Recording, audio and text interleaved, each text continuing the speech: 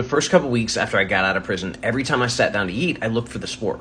And if you were in prison in Virginia, you didn't want the spork they sold in commissary. You want the spork from the chow hall. Because it was a solid industrial grade spork that could go through anything. If you got one of those, it would last forever. The one they sold on commissary was soft. It was a plastic spork that would actually bend when you tried to pick food up with it. And God forbid you accidentally left it in your bowl when you stuck it in the microwave, the thing would practically melt over the side of the bowl.